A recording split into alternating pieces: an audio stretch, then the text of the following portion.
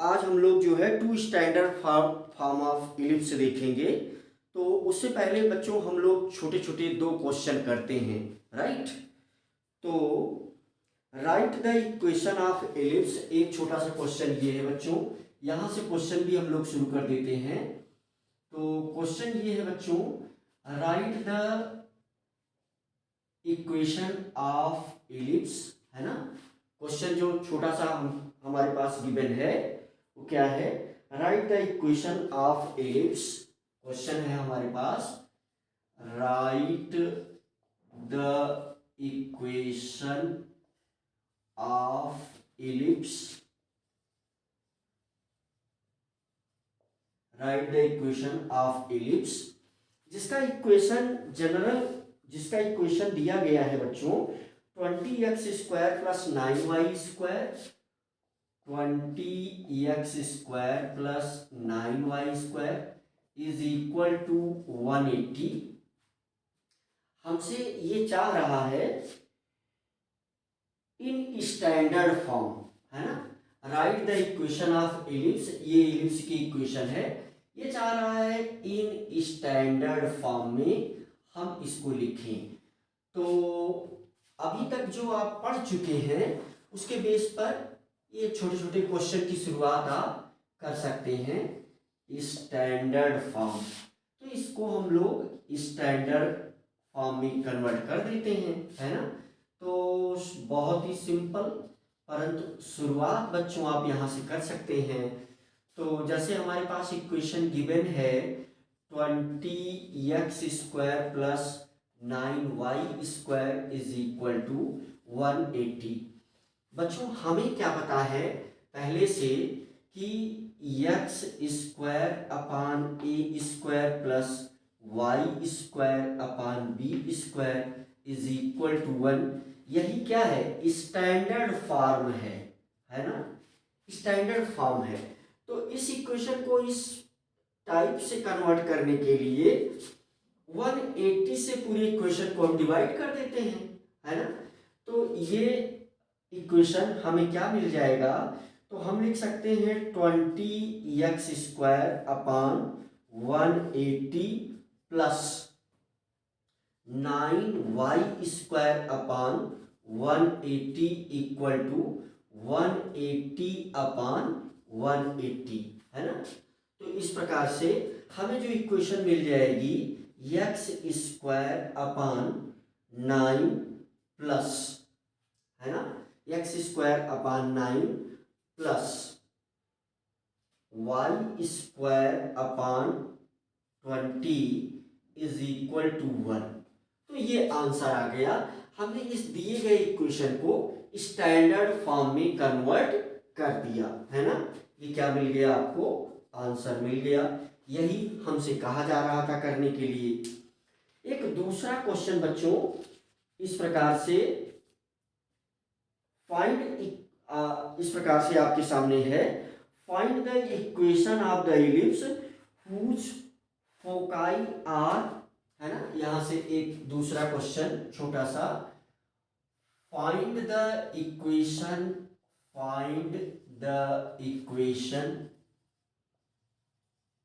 Equation of ellipse whose foci, है ना, whose foci are plus minus 4, 0 and eccentricity, e की value दिया है एंड इसेंट्रिसिटी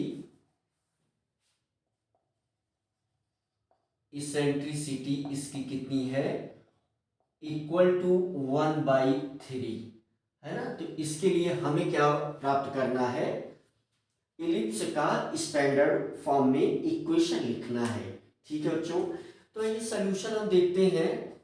तो कुल मिलाकर के हमें एक इक्वेशन जिसको हम, जो स्टैंडर्ड इक्वेशन है वो ऑलरेडी आपने देख ही लिया। तो स्टैंडर्ड इक्वेशन क्या है बच्चों हमारे पास, x² upon a² plus y square upon b square is equal to 1, है ना।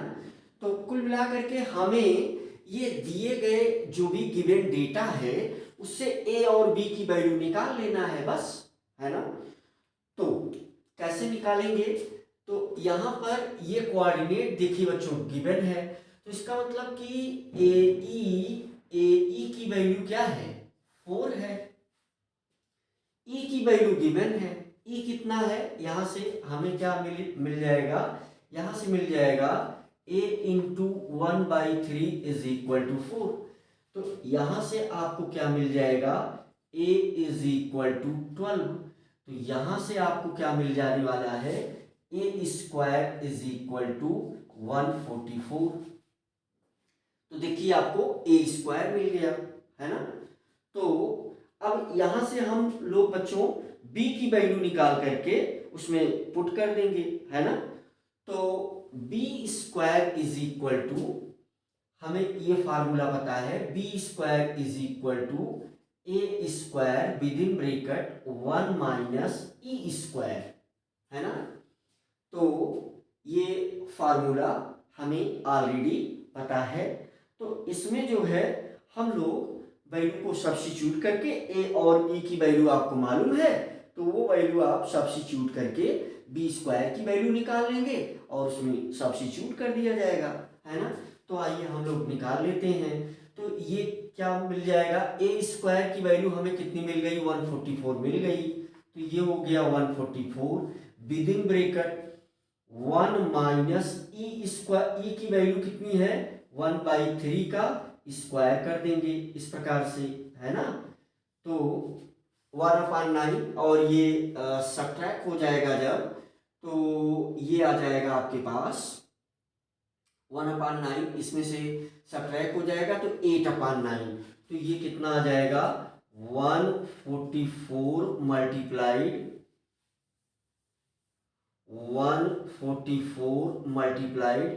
8/9, है ना।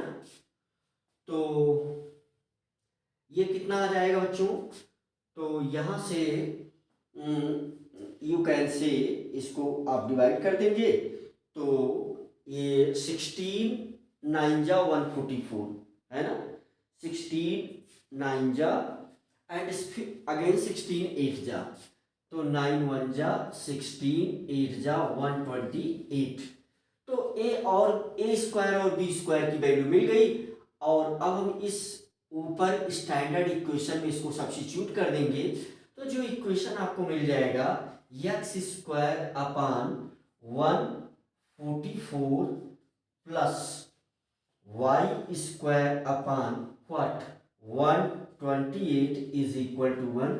ये हमारा आंसर हो गया, है ना। तो ये छोटे छोटे क्वेश्चन से शुरुआत आप कर सकते हैं। हम इस समय आपके साथ जो चर्चा करेंगे, तो 2 स्टैंडर्ड फॉर्म ऑफ इलिप्स, है ना।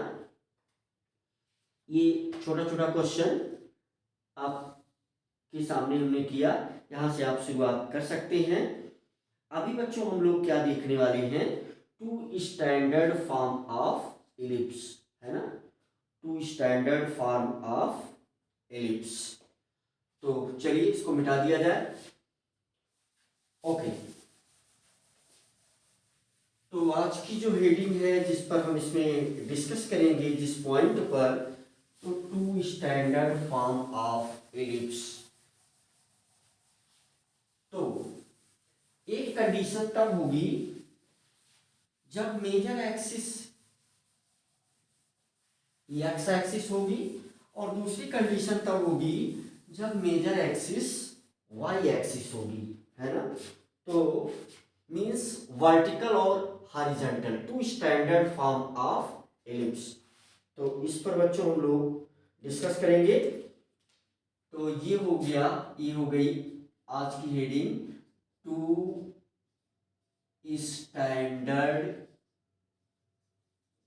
स्टैंडर्ड फॉर्म ऑफ इलिप्स, है ना। तो इसमें ए क्या है, हॉरिजॉन्टल क्या है, हॉरिजॉन्टल इलिप्स, हॉरिजॉन्टल इलिप्स। तो हॉरिजॉन्टल इलिप्स आपको बच्चों पता है, तो कुछ इस प्रकार से बच्चों ये बनेगा। तो इसके 10 पॉइंट हम लिखेंगे, है ना। तो ये हमारे दिमाग में होना चाहिए। तो इस प्रकार से ये हमारा हॉरिजॉन्टल इलिप्स जो बनेगा तो वो कुछ इस प्रकार से होगा। तो first of all we will draw ellipse like this.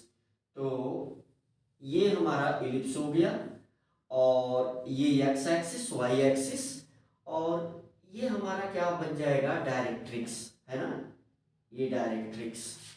तो इसमें यू कैन सी डायरेक्ट्रिक्स, और ये दोनों पॉइंट क्या होंगे, वर्टेक्स। ये क्या है, सभी को पता है, ये है वर्टेक्स। यहाँ पर हम फोकस, है ना, यहाँ पर हम फोकस, ये फोकस है हमारा, यू कैन से F1 F2, है ना। तो this one is what, you can say x axis, and again this one y axis. तो सिंपल सा इसमें जो 10 पॉइंट आपको याद होना चाहिए और दिमाग में जो बात होना चाहिए, जो बातें होनी चाहिए, तो यहाँ पर सेंटर का कोऑर्डिनेट क्या है, सेंटर का जो कोऑर्डिनेट है वो 0,0 है, सभी को ये पता है। और मेजर एक्सिस वाई एक्सिस है, सॉरी एक्स एक्सिस है, मेजर एक्सिस ये क्या है, एक्स एक्सिस है ना। मेजर एक्सिस किस पर है, एक्स एक्सिस पर है, मेजर एक्सिस एक्स एक्सिस पर है, और माइनर एक्सिस वाई एक्सिस पर है, माइनर एक्सिस कहाँ है, वाई एक्सिस पर है।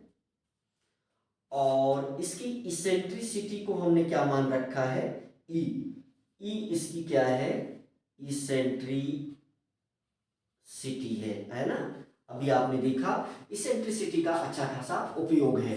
तो जैसे इसके विषय में अगर हम बात करें आपसे, तो ये दोनों लाइन डायरेक्ट्रिक्स है ना, ये दोनों पॉइंट वर्टेक्स है, ये सेंटर है 0,0, ये मोटी मोटी इंफॉर्मेशन है ना। ये वाली डिस्टेंस ए है, ये डिस्टेंस, ये वाली डिस्टेंस बी है।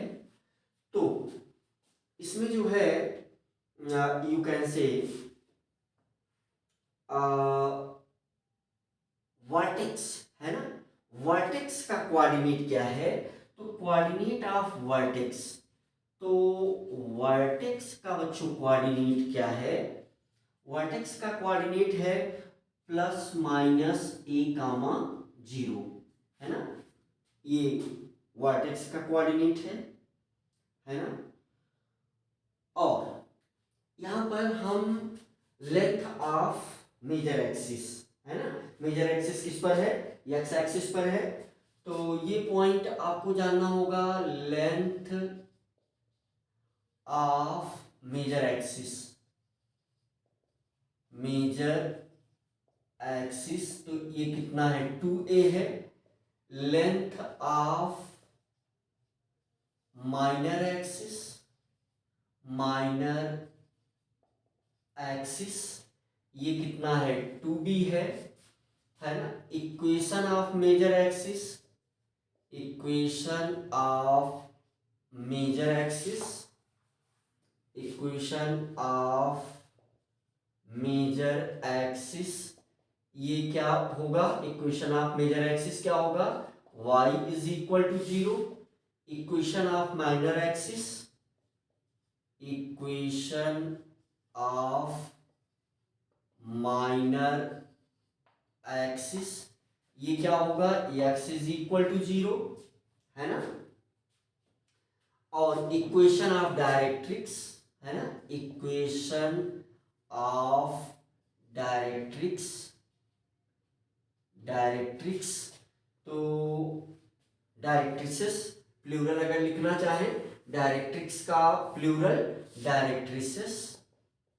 डायरेक्ट्रिसेस तो ये क्या हो जाएगा इक्वेशन ऑफ डायरेक्ट्रिसेस में, तो ये हो जाएगा x इज इक्वल टू, है ना, x is equal two plus minus a अपान ई, है ना, इक्वेशन ऑफ डायरेक्ट्रिसेस ये हो गया दोनों का।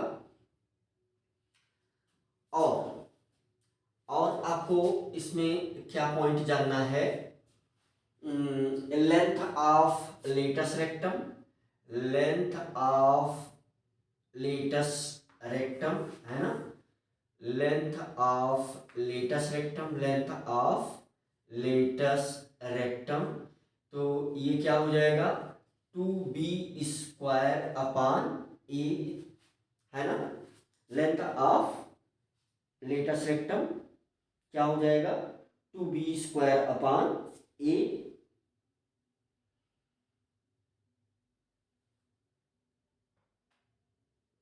है ना, कोऑर्डिनेट ऑफ फोकाई, है ना, कोऑर्डिनेट ऑफ फोकाई, है ना, फोकाई का जो कोऑर्डिनेट बनेगा वो क्या बनेगा प्लस माइनस ए ई कामा 0, है ना, तो ये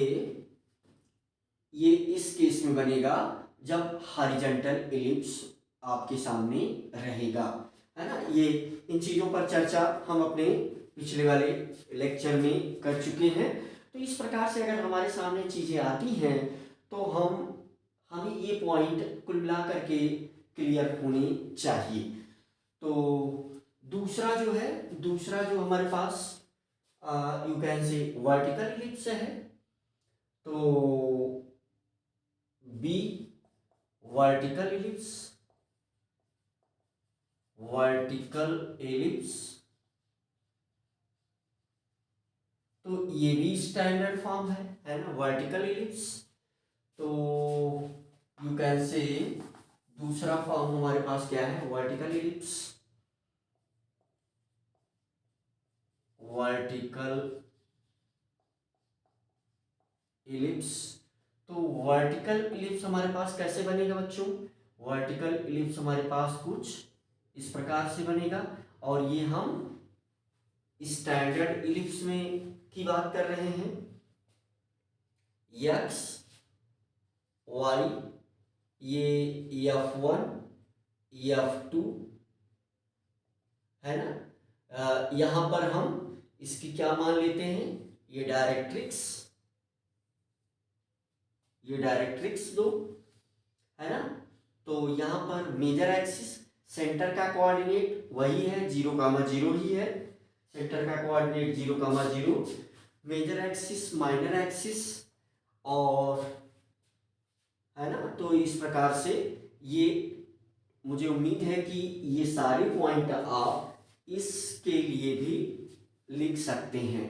लेंथ ऑफ लेटस रेक्टम वही होगा, फोकाई का कोऑर्डिनेट वही होगा, है ना, लेंथ ऑफ मेजर एक्सिस 2 ही होगा, लेंथ ऑफ माइनर एक्सिस अब यहाँ पर हमने लेट ही किया है ना, जैसे ये डिस्टेंस क्या है ए है, ये वाली डिस्टेंस क्या है बी है, फिगर पर नहीं जाना है वर्ड पर जाना है ना। तो ये सारे पॉइंट आप इसके भी रिस्पेक्ट में लिख सकते हैं।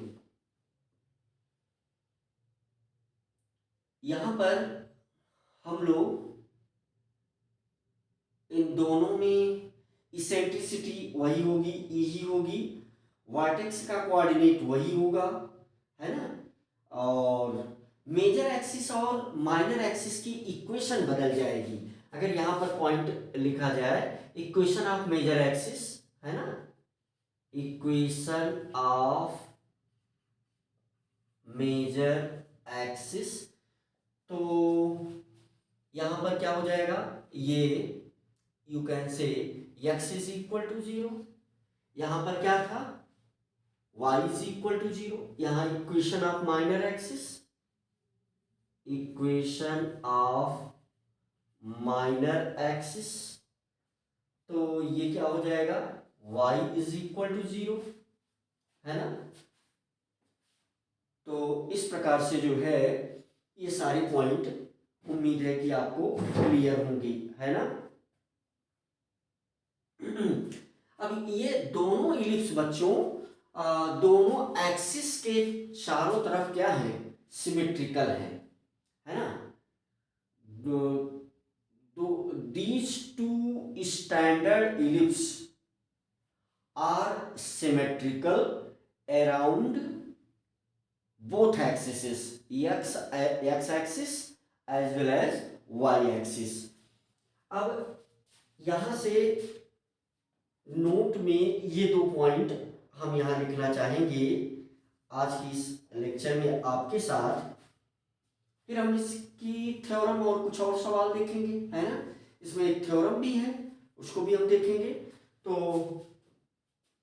जब सेंटर का कोऑर्डिनेट, है ना, सेंटर का कोऑर्डिनेट 0,0 है उस समय इक्वेशन, और जब सेंटर का कोऑर्डिनेट h, k है तो उस समय की इक्वेशन, है ना।